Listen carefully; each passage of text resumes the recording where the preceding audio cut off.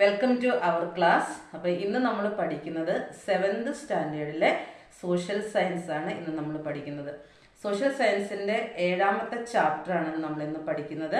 അപ്പം Christmas എക്സാമിനെ base ചെയ്തിട്ട് ചാപ്റ്ററിലെ important points നമ്മൾ അനലൈസ് ചെയ്ത് അല്ലെങ്കിൽ ഒന്ന് വിശദമായിട്ട് പഠിച്ചു പോവുകയാണ് ഇന്നത്തെ ക്ലാസ് കൊണ്ട് ഉദ്ദേശിക്കുന്നത്. അപ്പം വരുന്ന എക്സാമിന്, ക്രിസ്മസ് എക്സാമിന് തീർച്ചയായിട്ടും നിങ്ങൾക്ക് യൂസ്ഫുൾ ആയിട്ടുള്ള ഒരു ക്ലാസ് ആയിരിക്കും. അപ്പം എല്ലാ കുട്ടികൾക്കും ഇന്നത്തെ സോഷ്യൽ സയൻസിന്റെ ക്ലാസ്സിലേക്ക് സ്വാഗതം. നമുക്ക് നേരെ ക്ലാസ്സിലേക്ക് പോകാം. അപ്പം ഇന്ന് നമ്മൾ ചാപ്റ്റർ 7 ആണ് നമ്മളിന്ന് പഠിച്ചു തുടങ്ങുന്നത്. ചാപ്റ്ററിന്റെ പേരെന്താണ്? From food production to food security എന്ന് പറഞ്ഞാൽ എന്താ? ഭക്ഷ്യ ഉൽപാദനം മുതൽ ഭക്ഷ്യ സുരക്ഷ വരെ എന്നാണ് നമ്മൾ ചാപ്റ്ററിന്റെ പേരുകൊണ്ട് തന്നെ ഉദ്ദേശിക്കുന്നത്. അതിന്റെ ടെക്സ്റ്റിലെ നമ്മൾ പേജ് നമ്പർ 95 മുതലാണ് നമ്മൾ ഇന്ന് സ്റ്റാർട്ട് ചെയ്യുന്നത്. അപ്പൊ നമുക്ക് ക്ലാസ്സിലേക്ക് പോവാം. അപ്പൊ നമ്മൾ ഈ ക്ലാസ്സിൽ ആദ്യം പറയുന്നത് അഗ്രികൾച്ചറിന്റെ ഒരു ഇൻട്രൊഡക്ഷൻ ആണ് അല്ലെ. അഗ്രികൾച്ചറിനെ കുറിച്ചാണ് നമ്മൾ ഈ ചാപ്റ്ററിലൂടെ ആദ്യം പഠിച്ചു തുടങ്ങുന്നത്. അപ്പൊ നമ്മുടെ പഴയ കാലത്തെ ആൾക്കാര് അവരുടെ ജീവിതമാർഗത്തിന് വേണ്ടിയിട്ട് അവർ ചെയ്തുകൊണ്ടിരുന്ന എന്താണ്, അല്ലെങ്കിൽ അവരുടെ ഉപജീവന മാർഗം കണ്ടെത്തിയിരുന്നത് എങ്ങനെയാണ് എന്ന് നമ്മളൊന്ന് മനസ്സിലാക്കേണ്ടിയിരിക്കുന്നു. പഴയുള്ള നമ്മുടെ പൂർവികന്മാരൊക്കെ അവർ ഹണ്ടർ ഗാദേർഡ് ആയിരുന്നു. എന്ന് പറഞ്ഞാൽ എന്താണ്?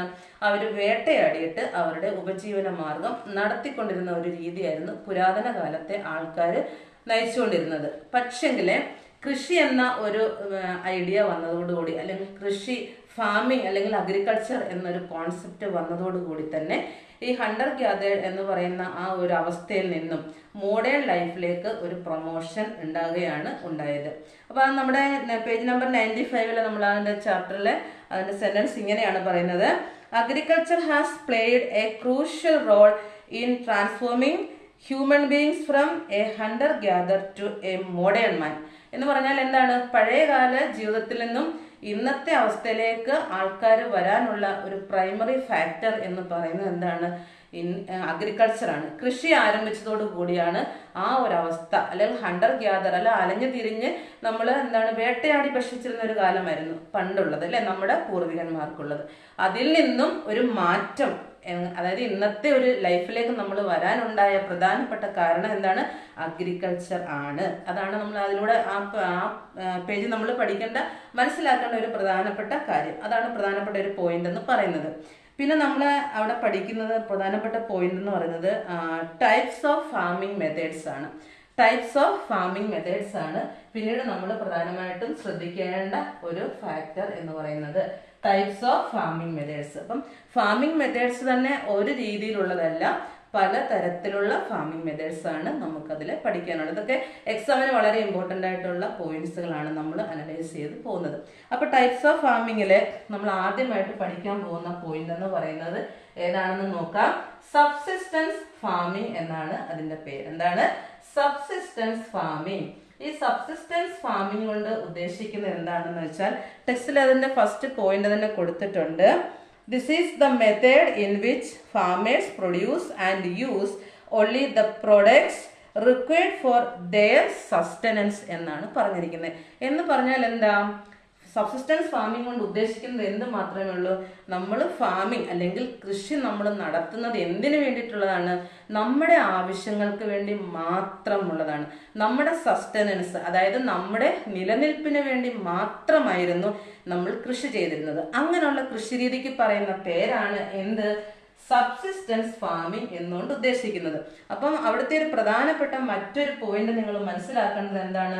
ഇത് രണ്ടാമത്തെ പോയിന്റ് നോക്കിയേ. Obtaining profit is not the primary objective. എന്ന് പറഞ്ഞാൽ എന്താ? ലാഭം ഉണ്ടാക്കുക എന്ന് പറയുന്നത് ഒരു പ്രധാനപ്പെട്ട ലക്ഷ്യമായിരുന്നില്ല. അതാണ് നമ്മൾ സബ്സിസ്റ്റൻസ് ഫാമിന്റെ മറ്റൊരു പോയിന്റ്. എന്താണ്? Obtaining profit. പ്രോഫിറ്റ് എന്ന് പറഞ്ഞാൽ എന്താണ്? ലാഭം. ഒബ്റ്റെയിനിങ് പ്രോഫിറ്റ് എന്ന് പറഞ്ഞാൽ ലാഭം ഉണ്ടാക്കുക എന്നുള്ളത് is not the primary objective. ഒരു പ്രധാന അടിസ്ഥാന ലക്ഷ്യം എന്ന് പറയുന്നത് ലാഭം ഉണ്ടാക്കുകയല്ല, മറിച്ച് എന്താണ്? നമ്മുടെ ആവശ്യങ്ങൾക്കുള്ള ഫുഡ് ഐറ്റംസ് നമ്മൾ കൃഷിയിലൂടെ ഉണ്ടാക്കിയെടുക്കുക എന്നതാണ് എന്തുകൊണ്ട് ഉദ്ദേശിക്കുന്നത്? Subsistence farming. അപ്പൊ നമുക്കൊരു ചോദ്യം വരാം. ഇപ്പൊ സർപ്ലസ് ആയിട്ട് ഉണ്ടാക്കുന്ന സാധനങ്ങൾ ഉണ്ടാവും, അതായത് നമ്മുടെ ഉപഭോഗം കഴിഞ്ഞതിന് ശേഷം ചിലപ്പോൾ നമ്മുടെ കയ്യിൽ എന്തെങ്കിലും ഉണ്ടെന്ന് വിചാരിച്ചു. അത് നമുക്ക് എന്ത് ചെയ്യാം, അത് നമുക്ക് മാർക്കറ്റിൽ സെല്ല് ചെയ്തിട്ട് അല്ലെങ്കിൽ മാർക്കറ്റിൽ അത് വിറ്റഴിച്ചിട്ട് നമുക്ക് സാധിക്കേണ്ട മറ്റെന്തെങ്കിലും ആവശ്യങ്ങൾക്കായിട്ട് ആ പണം നമുക്ക് ഉപയോഗിക്കാം. പക്ഷെങ്കിൽ നമ്മൾ ശ്രദ്ധിക്കേണ്ട എന്താണ്, പ്രൈമറി ഒബ്ജക്റ്റീവ് എന്ന് പറയുന്നത് എന്തല്ല, പ്രോഫിറ്റ് അല്ല. അത്രമാത്രം നമ്മൾ മനസ്സിലാക്കിയാൽ മതി. പ്രധാന ലക്ഷ്യം ലാഭം ഉണ്ടാക്കുക എന്നല്ല. എങ്കിൽ പോലും നമ്മുടെ ആവശ്യം കഴിഞ്ഞുള്ള ഫുഡ് പ്രൊഡക്ട്സ് നമ്മുടെ കയ്യിൽ, നമ്മൾ കൃഷി ചെയ്തത് നമ്മുടെ കയ്യിൽ ഉണ്ടെങ്കിൽ നമുക്ക് എന്ത് ചെയ്യാം, നമുക്കത് മാർക്കറ്റിൽ കൊണ്ട് സെയിൽ ചെയ്യാം.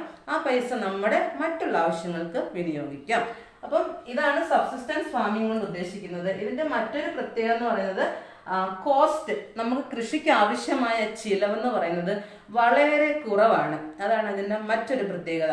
എന്താ കാരണം എന്ന് വെച്ചാല് നമ്മുടെ പൂർവികന്മാര് മോഡേൺ ടെക്നോളജീസ് ഒന്നും ഉപയോഗിച്ചിട്ടല്ലായിരുന്നു കൃഷി ചെയ്തിരുന്നത്.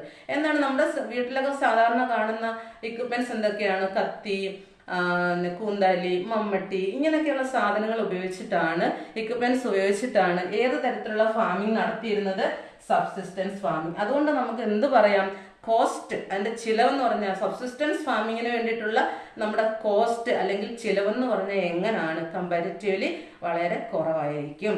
ഇതാണ് സബ്സിസ്റ്റൻസ് ഫാമിംഗ്. നമ്മുടെ ആദ്യത്തെ ടൈപ്സ് ഓഫ് ഫാമിംഗ് മെത്തേഡ്സിൽ ആദ്യത്തെ പോയിന്റ് ആണ് എന്ത്, സബ്സിസ്റ്റൻസ് ഫാമിംഗ്. അപ്പൊ സബ്സിസ്റ്റൻസ് ഫാമിംഗ് കൊണ്ട് എന്താ ഉദ്ദേശിക്കുന്നതെന്ന് നിങ്ങൾക്ക് മനസ്സിലായി കാണും എന്ന് ഞാൻ വിശ്വസിക്കുന്നു. ഒന്നുകൂടെ പറയാം, നമ്മൾ ആദ്യത്തെ പോയിന്റ് എന്താണ്, പ്രോഡക്ട്സ് ഫോർ ദെയർ സബ്സിസ്റ്റൻസ്, നമ്മുടെ ജീവിതത്തിന് ആവശ്യമായ സാധനങ്ങൾ മാത്രം നമ്മൾ കൃഷി ചെയ്തുണ്ടാക്കുക, അതാണ്. പിന്നെ രണ്ടാമത്തെ ഒരു പോയിന്റ് ശ്രദ്ധിക്കേണ്ടത് എന്താ, ലാഭം ഉണ്ടാക്കുക എന്നുള്ളൊരു കോൺസെപ്റ്റേ അവിടെ ഇല്ല. നമുക്ക് ലാഭത്തിന് വേണ്ടിയിട്ടല്ല നമ്മൾ കൃഷി ചെയ്യുന്നത്, അല്ലേ.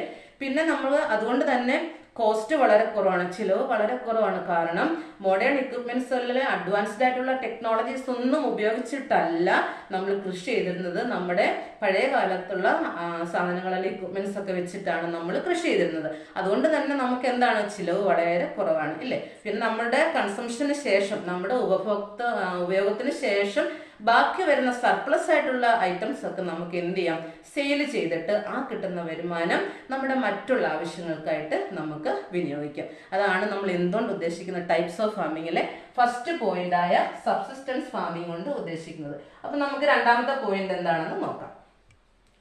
ടൈപ്സ് ഓഫ് ഫാമിംഗ് മെത്തേഡ്സിലെ നമ്മൾ രണ്ടാമത് പഠിക്കുന്ന പോയിന്റ് എന്ന് പറയുന്നത്, നോക്കൂ, മിക്സഡ് ഫാമിംഗ് ആണ്. മിക്സഡ് ഫാമിംഗ് എന്ന് പറയുമ്പോൾ തന്നെ നമുക്കറിയാം എന്താണ്, നമ്മുടെ കൈവശമുള്ള ഭൂമിയിലെ ഒന്നിൽ കൂടുതൽ ക്രോപ്സ് നമ്മൾ ഒരേ സമയം നമ്മൾ കൾട്ടിവേഷൻ ചെയ്യും.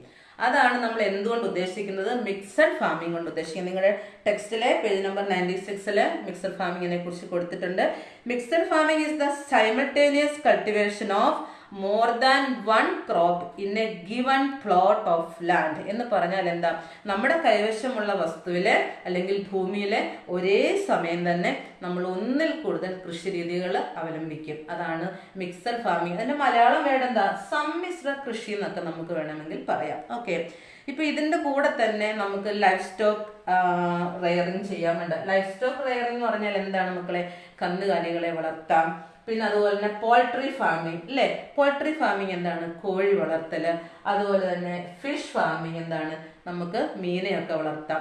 അപ്പോൾ ഒരു കാര്യങ്ങൾ തന്നെയാണ്. ഇപ്പം നമുക്ക് കുറച്ച് വസ്തു ഉണ്ടെങ്കിൽ നമ്മൾ ചിലപ്പം വെണ്ടയ്ക്ക, പാവയ്ക്ക, അങ്ങനെ നമ്മുടെ വീട്ടിലേക്ക് ആവശ്യമുള്ള പച്ചക്കറികളൊക്കെ നമ്മൾ ഒരു സൈഡിൽ കൃഷി ചെയ്യും. ചീര, കണ്ടോ, പലതരത്തിലുള്ള വെജിറ്റബിൾ കൃഷി നമുക്ക് ഒരു സമയം തന്നെ ചെയ്യാം. അതോടൊപ്പം തന്നെ നമുക്ക് എന്ത് ചെയ്യാം, കന്നുകാലികളെ വളർത്താം, കോഴികളെ വളർത്താം, മീൻ നമുക്ക് വളർത്തിയിട്ട് ആ മീനിന്റെ കൃഷികൾ നമുക്ക് ചെയ്യാം. അപ്പൊ നോക്കിയേ, നമുക്ക് ഉള്ള സ്ഥലത്ത് നമ്മൾ ഒരേ സമയം ഒന്നിൽ കൂടുതൽ കൃഷികൾ ചെയ്യും.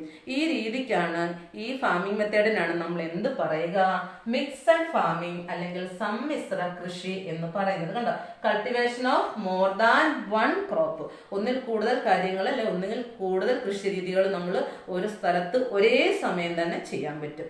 ഇനി നമുക്ക് ഈ മിക്സഡ് ഫാമിംഗ് ചെയ്യുന്നത് കൊണ്ട് നമുക്ക് ഒരുപാട് കാര്യങ്ങൾ, അഡ്വാൻറ്റേജസ് ഉണ്ട്. സോ മെനി അഡ്വാൻറ്റേജസ് ഉണ്ട്. എന്തായിരിക്കും നമുക്ക് മിക്സഡ് ഫാമിംഗ് കൊണ്ടുള്ള ഗുണങ്ങൾ എന്ന് പറയുന്നത്?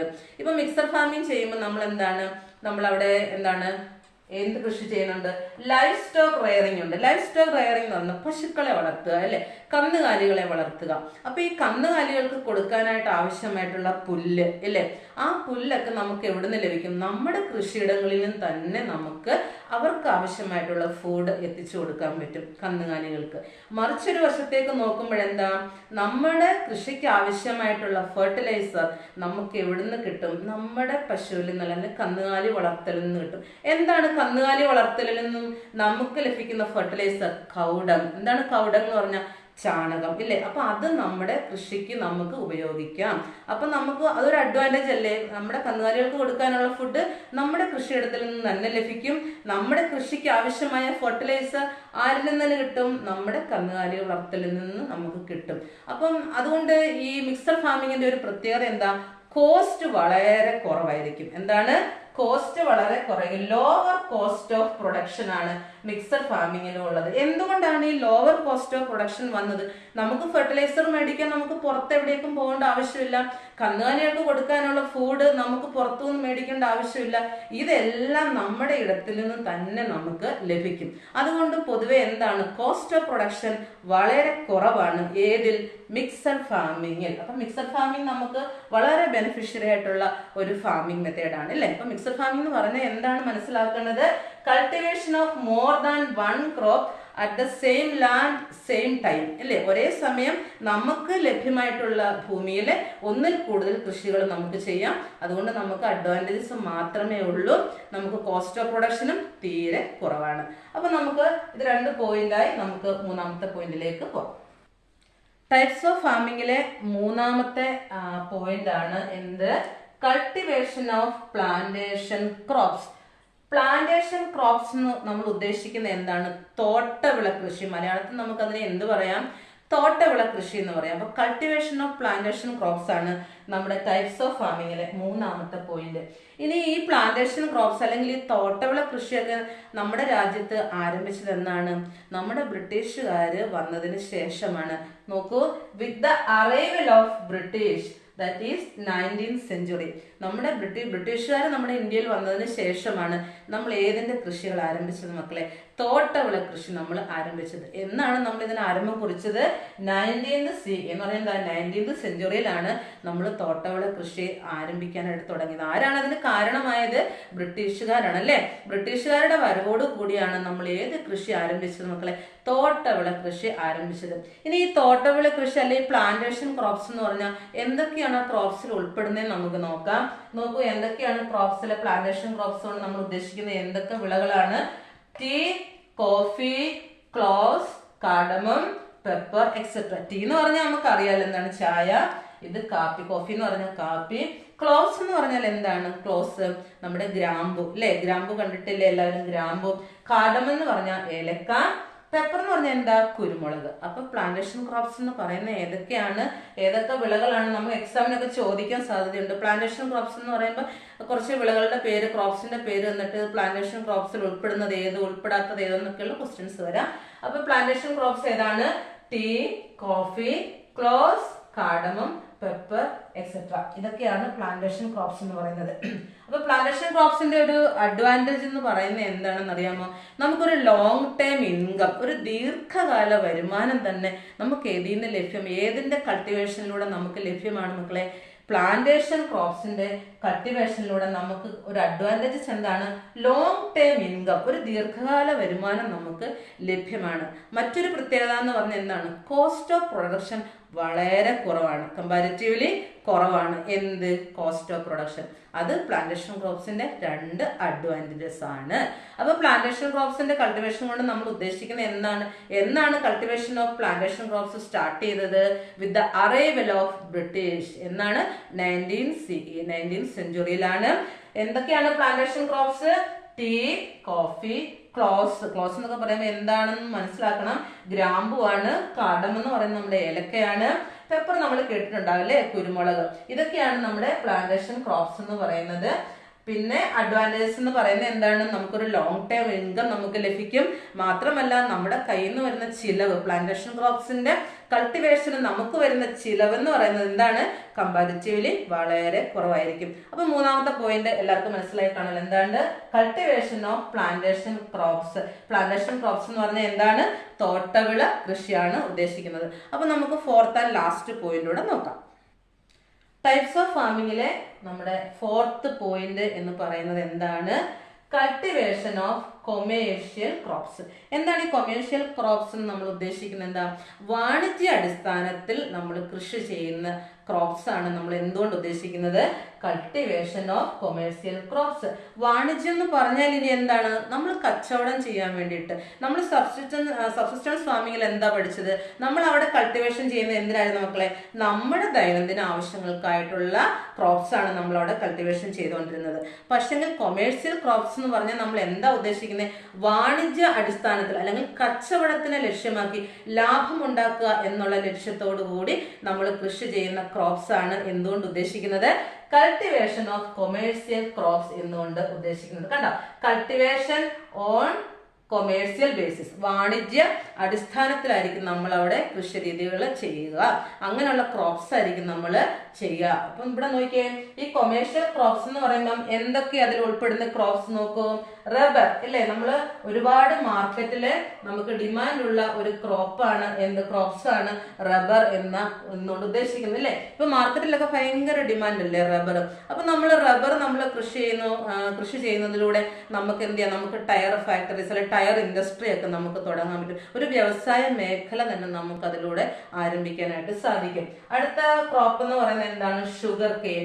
ഷുഗർ കെയിൻ എന്ന് പറഞ്ഞാൽ എന്താണ്? കരിമ്പ്. അപ്പൊ നമുക്ക് കരിമ്പ് എന്ന് പറയുന്ന ക്രോപ്പ് നമ്മൾ കൾട്ടിവേഷൻ ചെയ്യുന്നതിലൂടെ നമുക്ക് ഏത് ഇൻഡസ്ട്രിയെ ഡെവലപ്പ് ചെയ്തെടുക്കാൻ പറ്റുന്നത്? Sugar industry. പഞ്ചസാര ഫാക്ടറികൾ നമുക്ക് സ്റ്റാർട്ട് ചെയ്യാൻ പാടില്ലേ? അപ്പം പഞ്ചസാര ഫാക്ടറിയിലേക്കൊക്കെ നമുക്ക് ആ ഒരു ഇൻഡസ്ട്രി ഡെവലപ്പ് ചെയ്ത് വരണമെങ്കിൽ നമ്മൾ ഏത് ക്രോപ്സ് നമ്മൾ കൾട്ടിവേഷൻ ചെയ്യണം മക്കളെ? ഏത് ക്രോപ്സ് കൾട്ടിവേഷൻ ചെയ്യണം? ഷുഗർ കെയിൻ കൾട്ടിവേഷൻ ചെയ്യണം. നെക്സ്റ്റ് വൺ എന്താണ്? കോട്ടൺ അല്ലേ? കോട്ടൺ എന്താണ്? പരുത്തി. കോട്ടന്റെ മലയാളം എന്താണ്? പരുത്തി. കോട്ടൺ നമ്മള് കോട്ടൺ ക്രോപ്സ് അല്ലെങ്കിൽ ആ ക്രോപ്സ് നമ്മൾ കൾട്ടിവേഷൻ ചെയ്യുന്നതുകൊണ്ട് നമുക്ക് ഏത് ഇൻഡസ്ട്രിയാണ് ഡെവലപ്പ് ചെയ്യാൻ പറ്റുന്നത്? ടെക്സ്റ്റൈൽ ഇൻഡസ്ട്രി, തുണി വ്യവസായം നമുക്ക് ആരംഭിക്കാൻ സാധിക്കും. പിന്നെ മറ്റൊന്നാണ് ജൂട്ട് അല്ലെ? ചണം അല്ലെ? അപ്പൊ ഇതൊക്കെ മാർക്കറ്റിലെ ഒരുപാട് ഡിമാൻഡ് ഉള്ള ക്രോപ്സ് ആണ്. അപ്പൊ ഇതൊക്കെ നമ്മൾ കൾട്ടിവേഷൻ ചെയ്യുന്നത് നമ്മൾ എന്ത് ലക്ഷ്യമാക്കിയാണ്?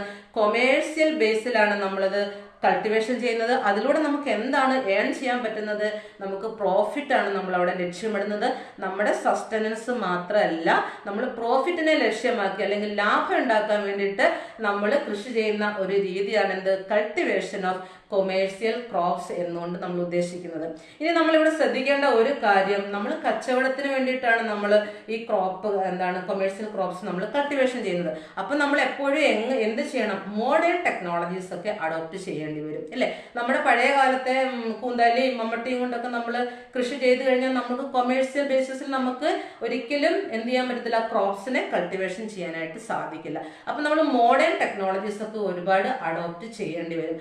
അപ്പം നമുക്ക് സ്വാഭാവികമായിട്ട് എന്ത് ചെയ്യും? നമ്മുടെ കോസ്റ്റ് ഓഫ് പ്രൊഡക്ഷൻ എന്ത് ചെയ്യും? റൈസ് ചെയ്യും. കോസ്റ്റ് ഓഫ് പ്രൊഡക്ഷൻ എന്ത് ചെയ്യും? നല്ല രീതിയിൽ ഇവിടെ വർദ്ധിക്കേണ്ടിയിരിക്കും. എന്തുകൊണ്ടാ? നമ്മൾ എന്താണ് മോഡേൺ ടെക്നോളജീസ് ഒക്കെ അഡോപ്റ്റ് ചെയ്യും. എന്തുകൊണ്ടാണ് ഈ മോഡേൺ ടെക്നോളജീസ് നമ്മൾ അഡോപ്റ്റ് ചെയ്യേണ്ടത്? നമ്മൾ വാണിജ്യ അടിസ്ഥാനത്തിലാണ് കൃഷി ചെയ്യുന്നത്.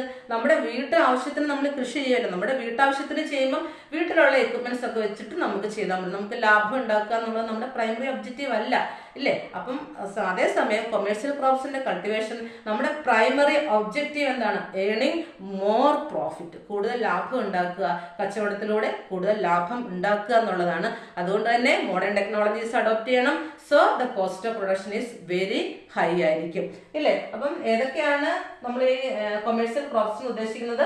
Rubber, sugarcane, cotton, jute, അങ്ങനെ ഒരുപാട് ക്രോപ്സ് ഉണ്ട് ഇല്ലേ? അപ്പൊ നമ്മൾ ഇന്നത്തെ ക്ലാസ്സിൽ എന്തിനെ കുറിച്ചാണ് പഠിച്ചത്? ടൈപ്സ് ഓഫ് ഫാമിംഗ് മെത്തേഡ്സ് ആണ് നമ്മൾ പഠിച്ചത്. നമ്മൾ 4 മെത്തേഡ്സ് ആണ് പ്രധാനമായിട്ടും പഠിച്ചത്. ഏതൊക്കെയാണ്? Subsistence farming. പിന്നെ രണ്ടാമത് പഠിച്ചത് ഏതാണ് മക്കളെ? Mixed farming. മൂന്നാമത് പഠിച്ചത് പ്ലാന്റേഷൻ ക്രോപ്സിന്റെ കൾട്ടിവേഷൻ ആണ്. And the fourth point is cultivation of commercial crops. അപ്പം എൻ്റെ ക്ലാസ് എല്ലാ സ്റ്റുഡൻസിനും, എല്ലാ കുട്ടികൾക്കും എക്സാമിന് പ്രയോജനപ്രദമാകുന്ന രീതിയിലാണ് ഞാൻ ക്ലാസ് എടുത്തിരിക്കുന്നതെന്നാണ് എൻ്റെ വിശ്വാസം. നിങ്ങൾ എല്ലാവരും എൻ്റെ ക്ലാസ് കണ്ടിട്ട് നന്നായി പഠിക്കുക. അപ്പോൾ ഇതിൻ്റെ ബാക്കി പോർഷനുമായിട്ട് നമുക്ക് അടുത്ത ക്ലാസ്സിൽ കാണുമ്പോഴേക്കും എല്ലാവർക്കും താങ്ക് യു.